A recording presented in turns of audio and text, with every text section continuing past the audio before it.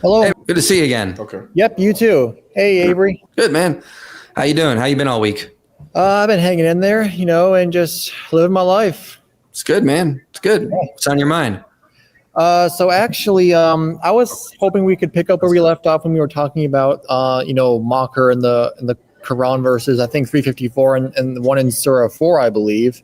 And so, I was trying to tell you that that the Mocker that was orchestrated by God is different compared to how human beings might lie for evil gains, essentially. And Oh, you're talking about Allah being the deceiver, right? well, see, I don't think so.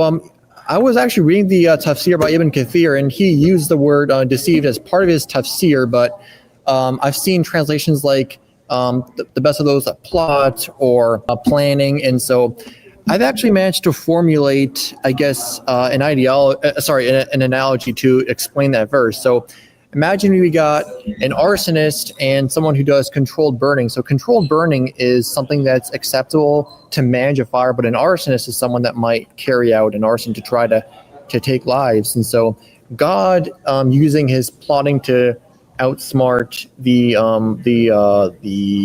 Jews that were full of themselves and were looking to prove Jesus to be false, they got punished by thinking they were executing Jesus, but really weren't.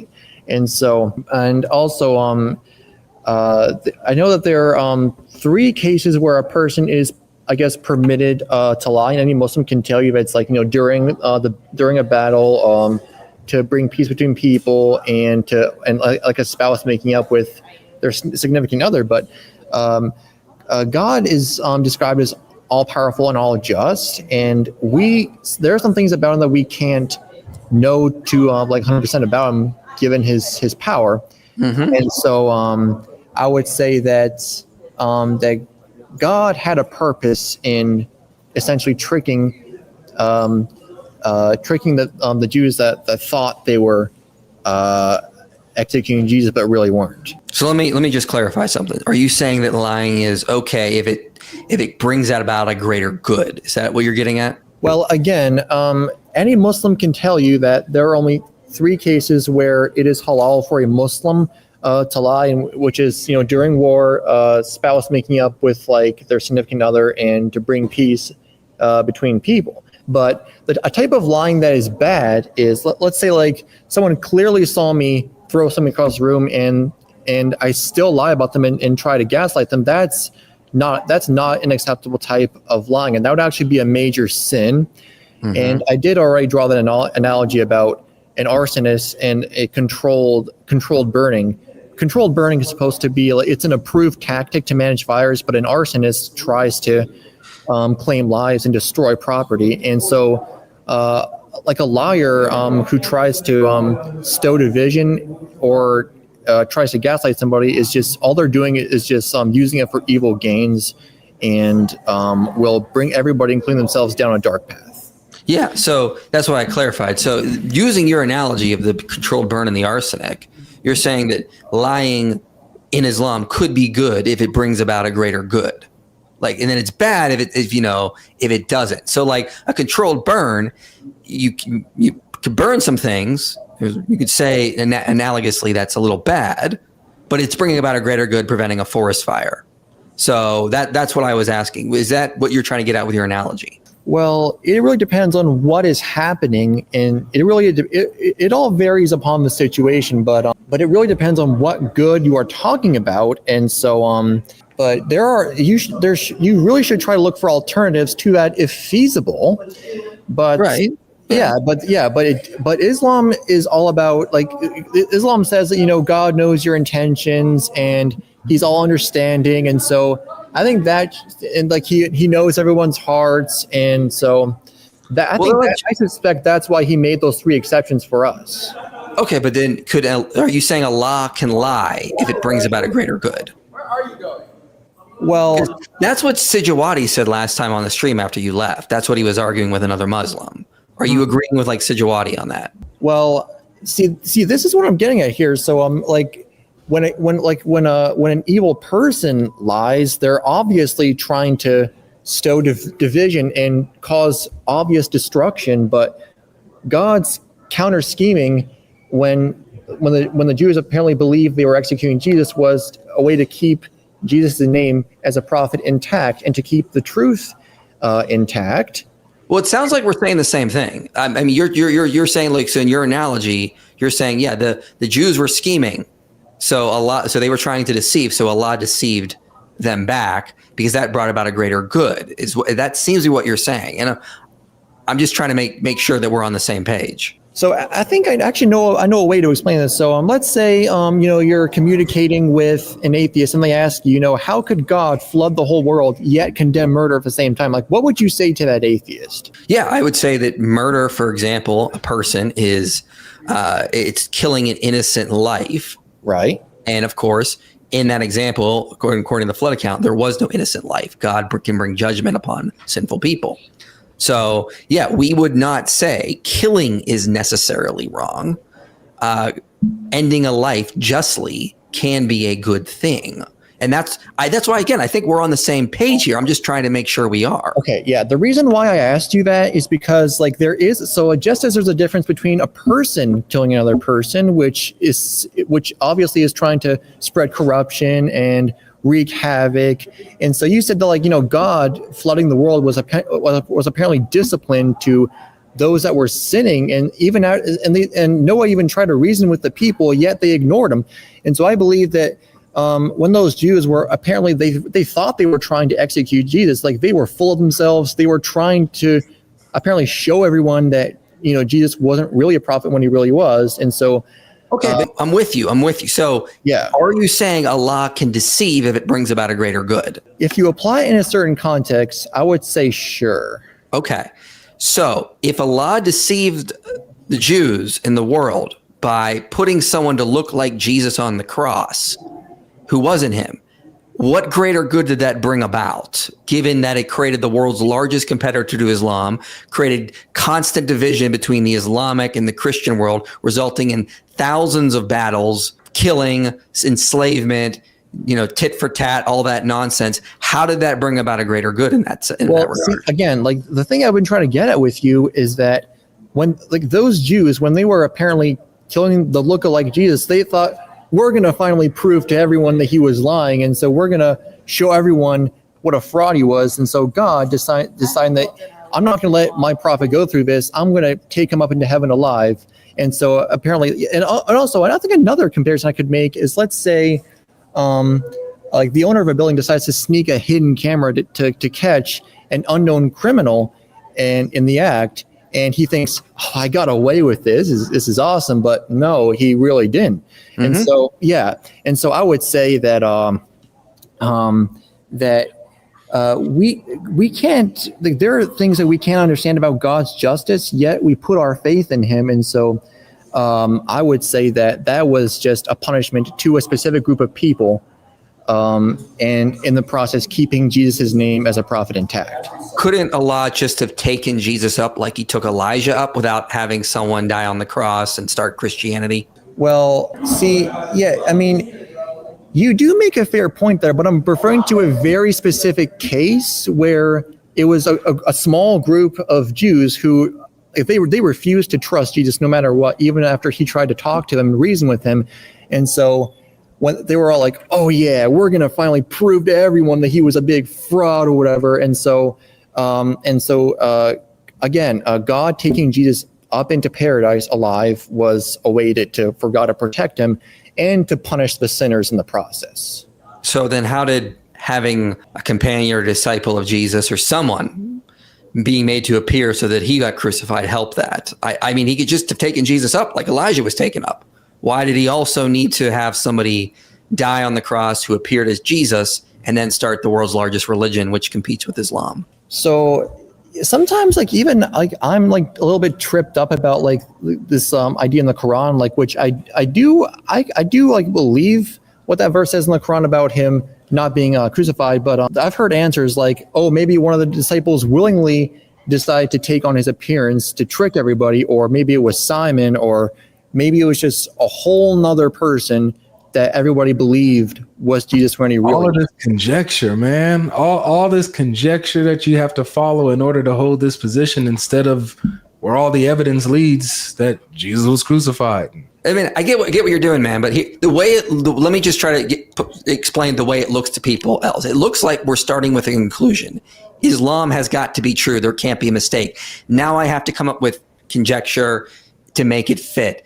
And the problem we see with that is just not how we would do anything. Like, let's say like we were scientists and we discovered electricity, and I was a believer in alchemy, and you were like, we discovered electricity. And I'm like, no. Yeah, it looks like we created electricity. Really, these are the magical wizards in parallel dimensions are shooting lasers into our dimension. You'd look at me like, okay, yeah, possibly.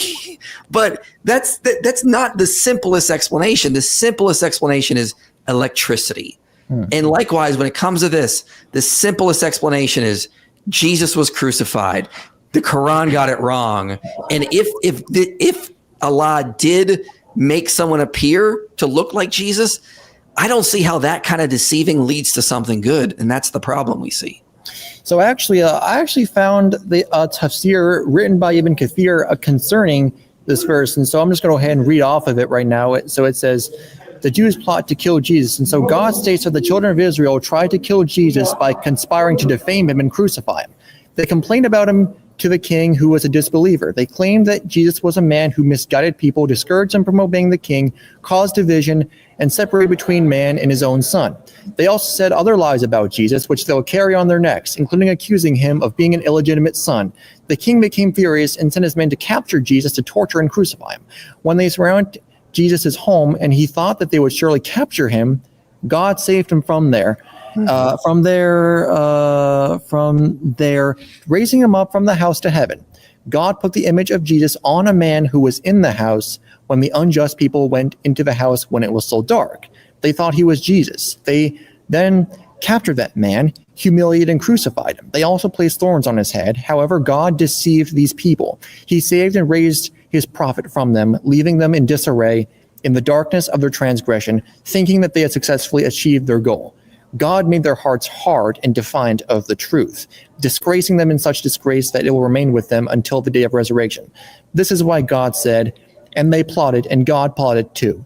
And God is the best of those who plot. Now, again, and going back to that little comparison I made about how we have an arsonist who wants to just destroy property and possibly even take some lives in the process against controlled burns, which are approved technique, which is 100% safe and is a way to keep it safe. And so, again, as I read in the tafsir, these were people who were full of themselves. They were boastful, and they wanted apparently to show everyone what a fraud he was. And so that, I guess, was God's way of protecting his prophet from that disgrace and humiliation, and to keep the prophetic message safe.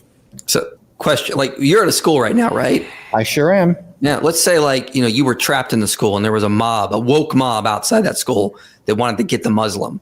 But I was on a SWAT team and I came through the window above you. I pulled you up, but I also had a magic wand and I said, don't worry, I'm going to turn your friend right there is going to look like you. They're going to kill him. And then I took you up into the helicopter. Would you be happy with that I just now made your friend is going to get killed by this woke mob? Or would you be a little pissed at me for that? Well, oh man, I like that comparison. I might think about that some more, but think about it. But let's not forget that only God is the one who is all-knowing, all-powerful, and all-just. And so, we are both commanded to have faith in his plan, essentially. And so, that's what I got to say about that. Yeah. The one thing we'd say in Christianity is that God makes a covenant and he doesn't go back on his word. So when he says, I'm going to use you, Abraham, to bless the nations, he doesn't go back on that. And I was just reading some historians past month. They said this actually gave rise to modern science because God made a covenant and he keeps his word so we can trust it.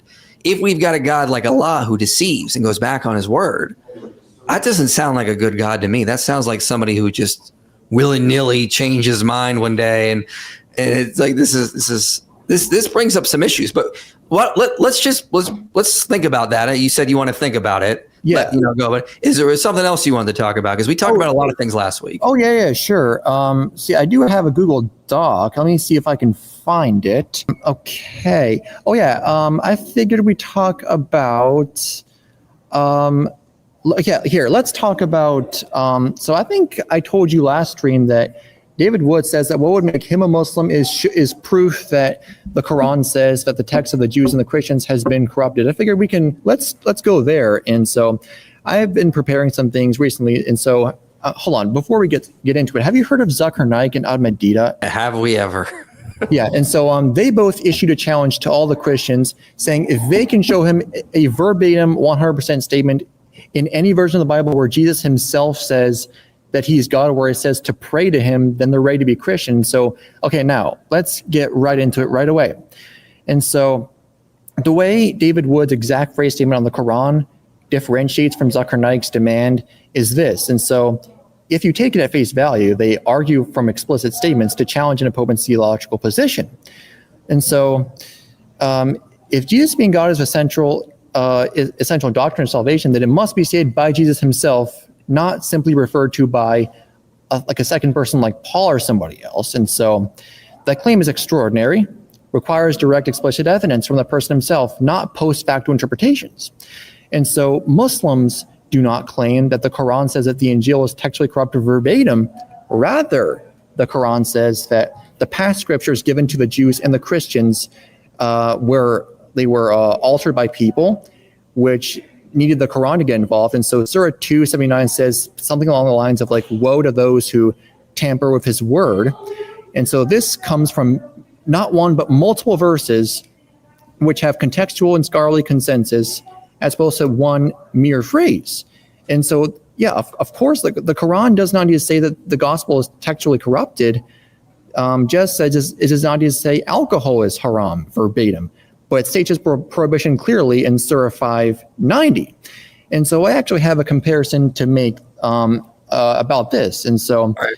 Well, hurry up. You've been gone for a little while, and we'd like to respond. Sure. Avery's he's getting ready. Get your hands off me. Oh, man. So... Is this the Islamic dilemma? Because I was kind of getting okay. I was about to say my shahada for a second. I was in a daze. Okay, so just summarize for me what your main point is. Okay, so what I said again was that it has in order to meet Zakir Naik's challenge, it has to be something from Jesus himself, not simply an author like Paul or somebody who can. Got it. So you need Jesus claiming to be God. And saying that in those exact words, yes. In those exact words? Yes, that's what he says as part of a challenge. So wait, is his challenge valid? I would say so because he's demanding it be from Jesus himself. Okay, so do you think that it's important, like it'll be an essential and important teaching of Jesus, that if people are getting this idea that he is God or worshiping him, that he comes out and explicitly says, hey, I am not God. Don't worship me. Well, see, the thing is that most of the Christians I've encountered will tell you that, but I'm just simply saying, they have to be able to provide some type of verse to justify that. They'll tell you that he's God. Yes, that's what I'm getting at there. Okay, but I'm talking about for Jesus. You're saying for Jesus to be God, this would be something that he would have to explicitly say in the exact word, I am God, in order for him to be God. Right. That's what I'm getting at there. So all right, so I'm asking the reverse. So that means the reverse is true, that if he's not God, then he would have to teach explicitly in the exact words, I am not God, right? Well, but there are verses which hint at him giving a prophetic message. Remember, you said it has to be in the exact words, or else he's not claiming to be God. So I'm saying the same thing in reverse, same standard, same criteria, just the reverse. If Jesus is clear in teaching that he's not God, then he would have to come out and say the exact words, I am not God, do not worship me, right? Yeah, I would say that is, I see where you're going with that. And so, okay. Now I would like to continue on with. Wait. We gotta make sure. I'm glad you see the point now. Let's make sure that we settle this now. So, with that being said, do you think that is a fair and good challenge? Is that a good challenge to demand that Jesus says the words, I am God, worship me? And then therefore, is it also fair of us to then also demand the same thing, just the reverse? show us where Jesus says, I am not God, do not worship me? I would not say so, but the reason I'm bringing that up is I would just simply say to the Christian, look, I mean, you're the one that claims to believe in the Trinity, so I'm just simply asking them to somehow justify that position. That's all I'm getting at there. Yeah, and same for me. You're the one telling me Jesus is not God, he's just a mere prophet. So show me where Jesus says, I am not God, I'm just a mere prophet. Right? I can ask the same type of, I can apply the same standard to you, can't I?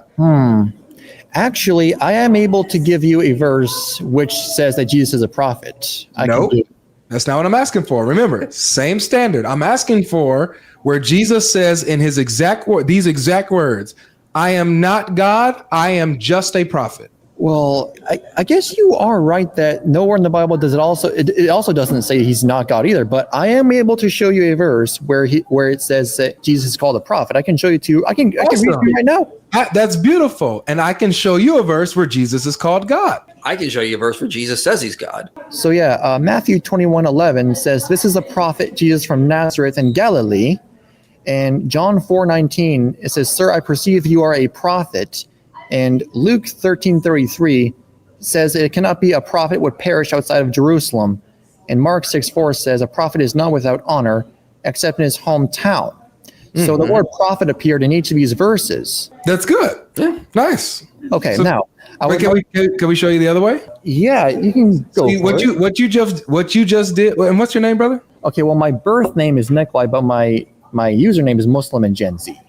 Muslim and Gen Z. Yes. Yeah. Can I call you Nick? Go ahead. All right, Nick. So what you just did is that you just did a very beautiful job at proving that Jesus is a prophet.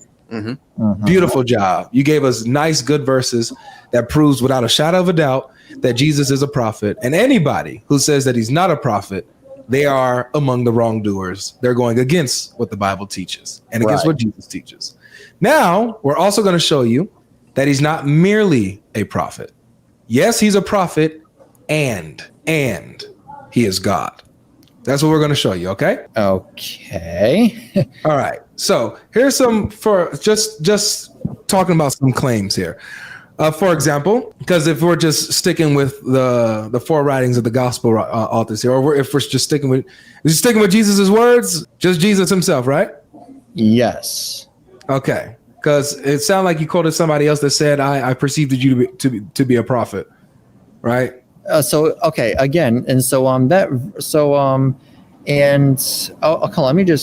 Jesus identified himself as a prophet apparently in Luke 13:33, and people also refer to him as a prophet in all the other verses. Got it. So what we're going to do is we're going to give you the same thing you gave us, where Jesus identifies himself as God and where somebody else identifies him as God. Okay. So I'll work backwards. I'll show you where somebody identified him as God. This was just one of many examples. Okay. Go to John chapter 20. John chapter 20, right? Good verse. Thanks. So it's John 5:20, right? No, John chapter 20. John chapter 20. What's the verse? It'll be verse 28. Okay, it's coming. Okay. So, okay. Oh yeah. I was gonna say I've heard about that verse before, and so I've seen this all over social media where Christians try to cite that verse to make it seem as though he's divine. And so Thomas was the one that actually quoted that. And so from my perspective, I have to examine this carefully because, Islam says that Jesus is a prophet. And so apparently Thomas was talking to him and he was apparently voicing astonishment. And so in biblical Greek, let me just read it for you. Wait, voicing astonishment to who? He was talking to Jesus, voicing and using a phrase of astonishment as opposed to declaring him as divine. And let me just that's not what the Jews did at all. That would be blasphemy. Okay. And also and also let's not forget that the New Testament was written by humans sometime after. But you just quoted the New Testament to prove Jesus was a prophet. So let's not do this now. You just used the New Testament to prove Jesus was a prophet. So I'm going to use that same New Testament to prove that he's also God. You can't say that now that I'm showing where Jesus is God, that now it's corrupted. You can't do that, bro. It's not fair. It's not fair. That's the Muslim tactic, man. I'm trying to drag you out of that. Before you go full Muslim, I'm telling you, before you go full Muslim, it doesn't seem like you got yet. Before you go full, this is what the Muslim will do. The Muslim will quote to me the New Testament to help their case. And then when I show the New Testament that defeats their case, they'll say, oh, well, that's corrupted. You don't want to be that guy because that looks crazy. Well, also, actually, Surah 548 does say that the Quran is the ultimate authority, and so what supports the Quran is good, but what doesn't, you can just throw away. That seems like what it's telling you to do. All right, we can get into that next, okay? We'll get into that next on whether or not Allah says that you can pick and choose what you believe of the scriptures.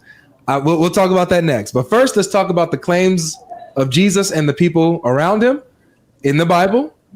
And then we'll talk about what the Quran's view is, okay? Is that fair? Sure. All right. So according to the Bible here, Thomas calls Jesus his Lord and his God. Is that correct? It seems to be that that's what it's saying. So we got somebody acknowledging and recognizing Jesus, not just as his Lord, but as his God, right?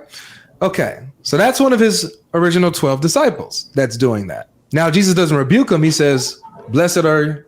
you see that you believe this because you see me, but blessed are those who believe without seeing. So Jesus affirms what Thomas is saying about him. He doesn't deny him or reject him. Right? Go ahead and read the next verse. What verse are you talking about? In John chapter 20, verse 28, read verse 29. Oh, John 20:29, right? So this is right after Thomas just called Jesus his Lord and his God. Watch how Jesus responds to him. Okay, and so again, it says, Jesus says to him, because you have seen me, you have believed. Blessed are those who have not seen, yet have believed. So do you see how he's not reprimanding Thomas for blasphemy, for calling him his Lord and God, but he's saying, Thomas, you believe this because you see me. But blessed are those who believe without even having to see me. Who believe what? That he is Lord and God, that he's risen. So, John 20:29 is talking about how it says like to emphasize like faith in God, like in his messengers, even without like, I guess, direct visual evidence. Faith in who though? And so Jesus' statement here is that belief doesn't require seeing miracles firsthand. But faith in who? I would imagine it's referring to Jesus, right? Exactly. Mm-hmm. So Jesus is saying, put your faith in me as your Lord and God, even without seeing, without having to see it with your own eyes, without having to visually and physically experience that, but put your faith in me and believe that I am your Lord, I am your God. Believe this without even having to see, and you'll be blessed. See? So Jesus affirms what Thomas is saying. You understand what I'm saying? I do believe I know where you're going with this. So this is Jesus right after Thomas declares Jesus to be God. Jesus agrees with Thomas that he's his Lord and God, but says, blessed are those who believe this without even having to see me. Pretty good, huh? Okay, and so I actually wanted to continue reading on what I was going to say do you want to see where Jesus says we can pray to him? Wait, sorry, what was the question? Do you want to see where Jesus says we can pray to him? Where does it say that? Yeah, so go to John chapter 14. Now, before I bring this up, we agree that prayer is supplication, sending requests up to God, right? Right. Okay, so yeah, go to John chapter 14, and you're going to read verses 12 to 14. John chapter 14. Okay. Verses 12 to 14. So this is going to be in context of Jesus leaving, going away, going to heaven. Yeah. Okay. So, it says, very truly I tell you, whoever believes in me will do the works I've been doing, and they will do even greater things than these, because I'm going to the Father, and I'll ask you what you do in my name, so that the Father may be glorified in the Son. And you may ask me for anything in my name, and I'll do it. So you see that? Jesus just said, hey guys, I'm about to go away. I'm going back to the Father. And as I'm gone, those who believe will be able to do even greater works than these, right? In quantity, not quality. In quantity. They're going to be doing more miracles because Jesus was only here for 3 years. They're here for much longer, so they'll be doing miracles much longer than he did. So it's greater than quantity, not quality. Now, here's the point, though. He's going away to the Father, and he says, while he's gone, he says, ask anything in my name, and I will do it. He says, truly I say to you, if you ask me anything in my name, I will do it. So Jesus is saying, while he's gone, while he's in heaven with the Father, we can supplicate to him. We can send our request to Jesus, supplicate to Jesus. And not only will he hear our supplication, but he is going to answer our prayer. He can answer our request. So, okay. And so greater works could simply mean like the spread of the message to the entire world. And let's also not forget that Muslims don't pray to prophets, but in his name could simply refer to praying with faith in God as his source while trusting in the prophet's guidance. Nope, because who does he say to ask? Verse 14. Well, it says if you ask me for anything in my name, I'll do it. So who are we asking? It's referring to Jesus. So we're asking Jesus in whose name? Whose authority? In his authority? In his authority. So he says, ask me in my name. And who's going to answer the prayer for us? He will? Exactly.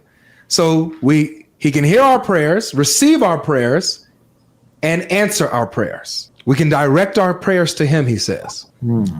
Doesn't this show that he's God? Well, let's not forget that miracles came from God, not the prophet himself. And so the Quran says that he performed miracles by God's permission.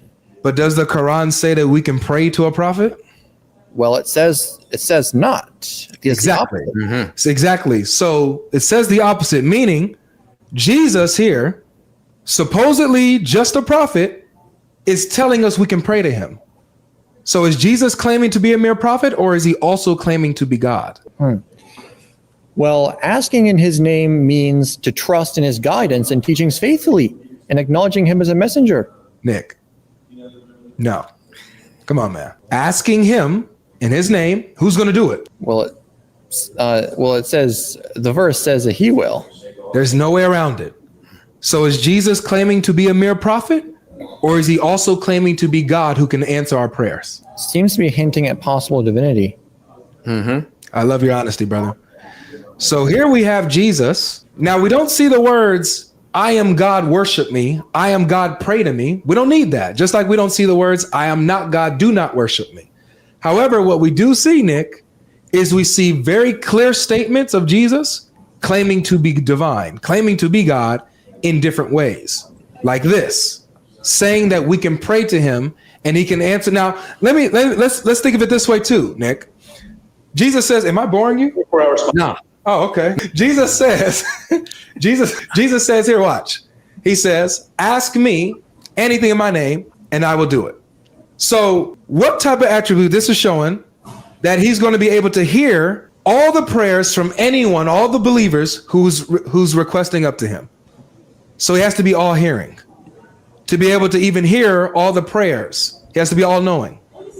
Then it says in my name. So he has the authority, the power to be prayed to. And he says, I will do it. My question is this, Nick, think about this. What type of attribute would Jesus have to be able to grant any request that the believer asks of him? What amount of power would he have to be able to do anything they ask? Well, okay. And so, but again, I did already say that prayers and works happen through God, not independent of him. That's why Jesus is God. That's the point. Is it? Yep. That's the point. Jesus is God, which is why their prayers can be answered when they ask him. And for him to be able to do anything that they ask, what kind of power does he have to be able to do anything they ask? What kind of power is that? You have to be all powerful, right? Yes, you would need to be all powerful for that. Yep. So Jesus is claiming to be all powerful. He's claiming to be all hearing, which by default means you're all knowing. He's claiming to have all power and authority so that we can send our supplication to him in his name. So in his authority and his power, and he can do it. So he's claiming to be all knowing, all hearing, and all powerful, and not limited to space. For the believers, they're going to be all over the earth, spread everywhere, right? Millions of people, billions of people believing in Jesus, praying to him in their different languages, wherever they are, in their different times, in their different countries and spaces.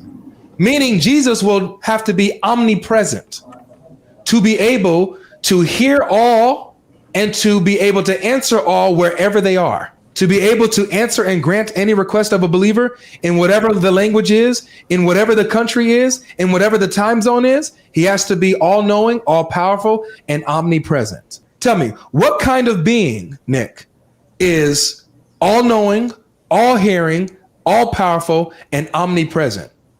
What kind of being is that? Well, that would have to be God. So right here, brother, we got Jesus very clearly claiming to be God. Which is John 20. John 14.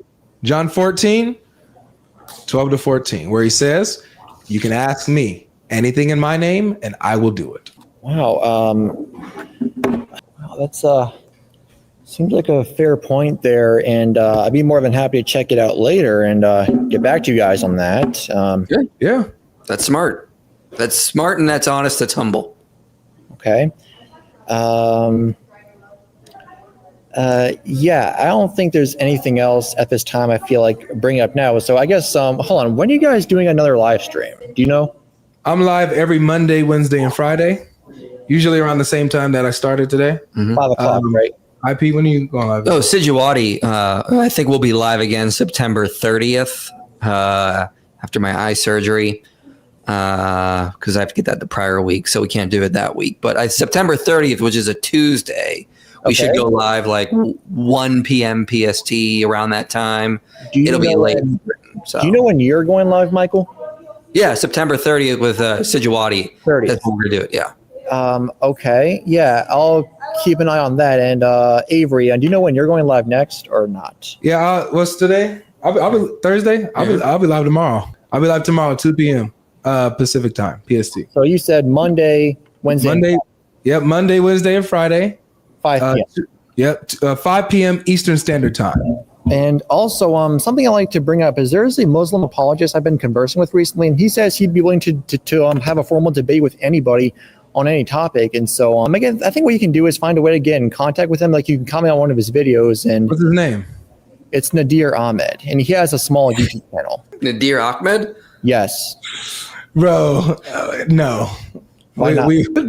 There's history there. Yeah, there's a lot of history behind Nadir Ahmed, and You guys already know him? yes, bro, yes. Whoa. Yeah. A lot of dishonesty in some areas. He's yeah. Did you talk to him already? Yeah, he's debated David Wood. He's debated quite a few others, and he's with lack of better words, he is. I'm gonna be as real as I can. He's a laughing stock of apologetics right now. Yeah. Did he ever directly engage either of you two? He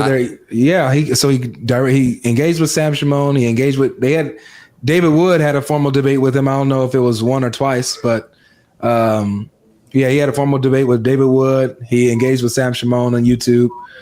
No, but did he engage you, Avery? Oh, me? No. I haven't spoken to him. Mm-hmm. Gotcha. Okay. And I've got debates scheduled from now to February. So Wow. yeah, I'm supposed to have a debate on Tuesday with Abdullah Al-Andalusi on Rattlesnake TV. So yeah. Gotcha. All right. Well, hey, Michael, really cool of you to bring me back onto your channel, and I'd be more than happy to study some more and think of some ways I could refine my explanations. And you give me some more new things to think about. And the next time I engage you in a live stream, I'll just recount what I was able to come up with, and I might come up with something new up my sleeve. I don't know. Well, I'm still praying for you, man, and I hope you are too. And I just remember. When we go through this stuff, if we catch ourselves making excuses after excuses after excuses for the text, is the text really based on truth, or are we trying to make it fit the truth? Don't just think about that for how you go through this stuff. Because if you find yourself, let's say you go away and you start doing that. Okay. Think about what that means for the text and what your beliefs are. And maybe they need to be changed up or switched, because I've changed up beliefs I've had because of that. Yeah, I do see where you're going with that, and I'll keep you guys in my prayers too. And hey, Avery, nice meeting you for the Nice first to meet you too, man. Yeah, and maybe see you guys in a future stream. For sure, bro. Yep. Take care of yourself, okay? You guys have a good night now. Bless, man. See, I was last week when I was streaming, I was like, oh, I'm going to get some crazy Dawa guys in here. And then this guy shows up and he's super nice. Yeah. And I'm like, oh, he's cool. He's chill. I watched that. He you guys had a great conversation with him. Mm-hmm. He thinks before speaking, and he thinks about what is being said to him. So that's what you can ask for, man, in a conversation, like this, especially with the ton of boneheads we get. So They start running the Dawa script. yeah, start running the Dawa script. Now, by the way, he's also running the Dawa. I mean, he took Zakir Nikes, and said, here, meet the challenge. So he runs the Dawa script. He just has a better attitude with it. Mm-hmm. Yeah.